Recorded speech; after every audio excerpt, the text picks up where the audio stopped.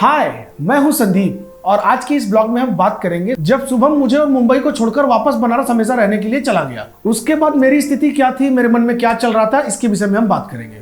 जैसा कि मैंने आप सबको पिछले ब्लॉग में बताया हुआ था कि मेरे पास एक 6 लाख रुपए का काम आया हुआ था। शुभम के चले जाने के बाद उस काम को करने के लिए मैं अकेला रह गया था। मेरे ऑफिस में 2 और लड़के काम करते थे, लेकिन वो छुट्टी लेकर 10-20 दिनों के लिए घर गए हुए थे, इसलिए उस काम को करने के लिए मैं अकेला पड़ गया था। शुभम के वापस घर चले जाने के बाद मैं मुंबई में एकदम अकेला पड़ गया था। मेरा मन किसी काम में नहीं लग रहा था। उस टाइम मुंबई, ऑफिस, काम, ये सब मुझे खाने को दौड़ता था।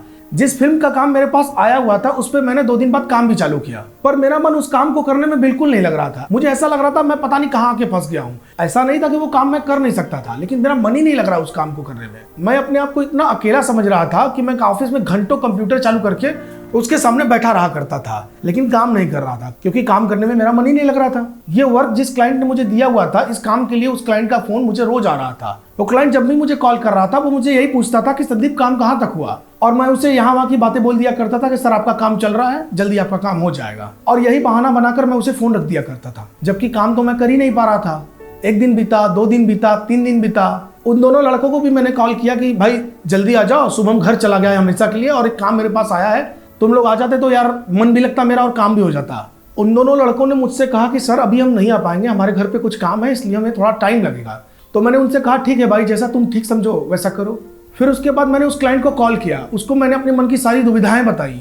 मैंने उसको बताया कि सर मैं इस काम को अभी नहीं कर पाऊंगा, अगर आपके पास थोड़ा और टाइम हो तो मैं इस काम को कर दूंगा, लेकिन अभी के लिए ये काम मैं नहीं कर पाऊंगा। मैं आपको आपका एडवांस वापस कर देता हूं, और जो मैंने आपका टाइम वेस्ट किया है उसके लिए मैं क्षमा चाहता हूं, मुझे माफ कीजिएगा। तो सर ने कहा ठीक है संदीप, जब ऐसी बात है तो चलो ठीक है। तो इस तरीके से वो 6 लाख रुपए का काम मेरे हाथ से चला गया और वो क्लाइंट आज तक मुझे दोबारा कांटेक्ट नहीं किया। इसके बाद 10 दिनों के लिए मैं भी अपने मन को ठीक करने के लिए बनारस चला गया। घर से मुंबई वापस लौटने के बाद फिर से मैंने अपने काम में मन लगाया और काम करना स्टार्ट किया। कुछ दिनों बाद वो दोनों लड़के भी वापस आ गए और हम तीनों मिलकर काम किया करते थे। ऑफिस में काम करते हुए मुझे बिल्कुल अकेला महसूस नहीं होता था, लेकिन मैं ऑफिस से जब अपने रूम पे जाया करता था, वहां मैं अकेले ही खाना बनाया करता था, अकेले ही खाया करता था और अकेले ही रहा करता था। उस टाइम मुझे ऐसा लगा करता था कि काश कोई बंदा मेरे साथ रहने आ जाए। खैर धीरे धीरे समय बीतता गया और मेरा मन वापस से काम में लग गया। इसके बाद 31 जनवरी 2018 को मुंबई में मैंने अपने लिए एक ब्रांड न्यू कार खरीदी, जिससे कि मैं मुंबई में यहाँ वहाँ घूम सकूँ, घर से ऑफिस जाऊँ, ऑफिस से घर जाऊँ, जहाँ भी मैं घूमना चाहूँ वहाँ 2-3 लोगों को अपने कार में बैठाऊँ और घूमने चला जाऊँ। इसलिए मैंने अपने लिए एक ब्रांड न्यू कार ले ली।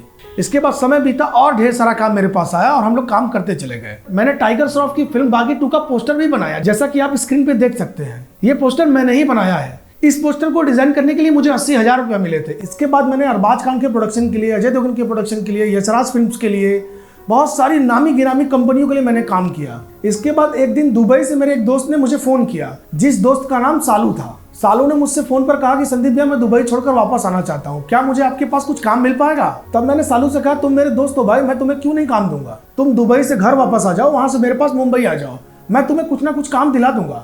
तो उसने कहा ठीक है संदीप भैया, तो मैं आकर आपको कॉल करता हूँ। इसके कुछ दिनों के बाद सालू मुंबई आ गया और वो मेरे साथ रहने लगा। हम और सालू अपने फ्लैट में एक साथ रहते थे, खाना बनाते थे, खाते थे, ऑफिस जाते थे, ऑफिस से घर आते थे, घूमते थे, फिरते थे, फिल्म देखते थे, हर चीज साथ में करते थे। सालू को बात करना बहुत अच्छे से आता था, सालू का व्यवहार बहुत अच्छा था। सालू को मैंने अपने ऑफिस के बगल में एक रियल एस्टेट वाले के यहाँ काम पे लगवा दिया। इसके बाद एक दिन मुझे एक कंपनी से कॉल आया कि संदीप सर मैंने आपके यूट्यूब चैनल पर एक एड फिल्म देखा है, मुझे उसी तरीके का एड फिल्म बनवाना है, तो क्या आप हमारे ऑफिस आके मिलेंगे? तो मैंने उनसे कहा ठीक है सर, मैं बिल्कुल मिलूंगा। मैं शाम को उनके ऑफिस गया, उनसे मिला। उन्होंने मुझे बताया कि हमने ओला जैसा एक ऐप बनाया हुआ है, हमें उसका ऐड फिल्म बनवाना है। उसके बाद उस कंपनी के डायरेक्टर ने मुझे बताया कि हमारा ऐड ऐसा होना चाहिए, ये हमारा स्क्रिप्ट है, आप इसको पढ़ लीजिए और 1-2 दिन बाद मुझे बताइए कि किस तरीके से शूट करना है। मैंने कहा ठीक है सर।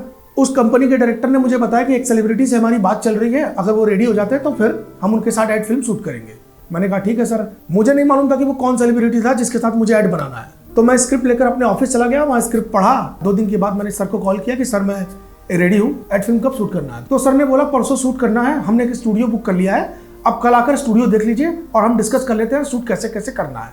मैंने कहा ठीक है सर। अभी भी मैंने सर से ये नहीं पूछा कि कौन सेलिब्रिटी है जिनके साथ मुझे कल काम करना है, न सर ने मुझे बताया। मैं स्टूडियो गया, वहाँ देखा, समझा, हमने सारी प्लानिंग कर ली कि कल कैसे ऐड फिल्म शूट होने वाला है, कैसे क्या होगा, कहाँ क्या रहेगा, क्या क्या लुक होने वाला है, हमने सारा डिस्कशन कर लिया। और अगले दिन उस ऐड फिल्म का डायरेक्शन करने के लिए मैं उस स्टूडियो में चला गया। अब आगे की बातें नेक्स्ट ब्लॉग में करेंगे। नमस्कार।